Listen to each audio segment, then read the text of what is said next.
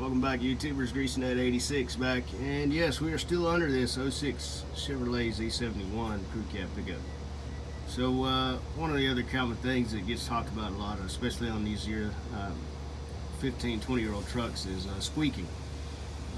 Especially when you're climbing into the bed of the truck or coming to a stop and takeoff and whatnot.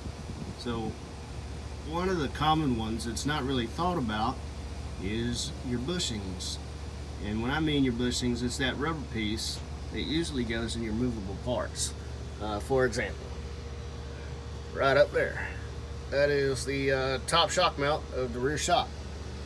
Inside that section right here, there's a bushing. Well, it does move a little bit. It's meant to dampen some of the vibration and keep it nice and tight in there, and move just ever so slightly as the truck moves. So anyway, what happens is these things get dry rotted after being exposed to so much dirt and water over the years. They start to crack and crumble and fall away, and it can even also give you a clunking sound whenever you hit bumps, because that bushing inside there is so walled out.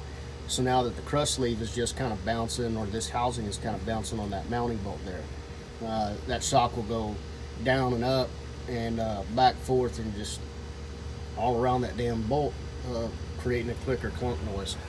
You got the same thing down here. You can actually see it a little bit better once the lighting gets fixed. So this black section right there, that's that bushing that I was talking about.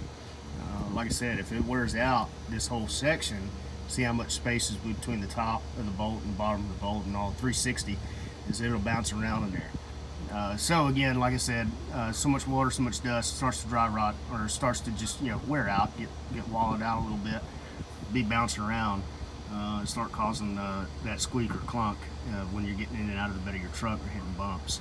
Another thing is actually right up in here. You can't really see it because of the shock boot, but there is a rubber seal that goes around that shaft. That shaft articulates in and out of this monotube shock here, and either gas charged or hydraulic fluid charged. That seal in there is supposed to keep the gases or fluids inside the tube itself.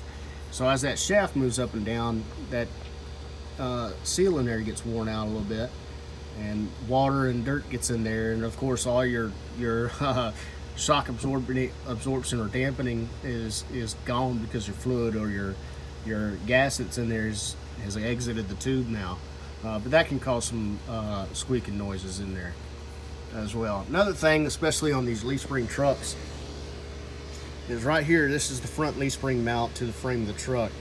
So same thing, whenever you put a load on it or hit a bump, this spring will go up and down, and it pivots a little bit right up here. Now it's not supposed to pivot so much, like a wheel does, or rotate around or swing down up and whatnot, but it's supposed to be somewhat tight in there. But same thing, rubber starts to wear out, dirt, water, debris gets in there, or just being the original equipment starts to wear out, and it'll start to squeak just like rubber on metal. And that's the same for the rear mounting point. Can't really see it. There it is, right back there. But those are called squeaking.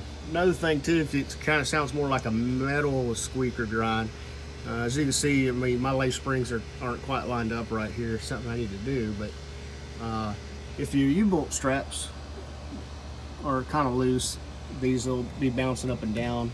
Or if this leaf spring wrap is loose, your springs will be kind of flapping against each other, slapping against each other, causing a clunk or a squeaking noise. All right, so that's the rear end. Next video we'll talk about and show you the components up there in the front end that could be squeaking and causing that noise. All right, hopefully that helps. GreasyNut 86 out.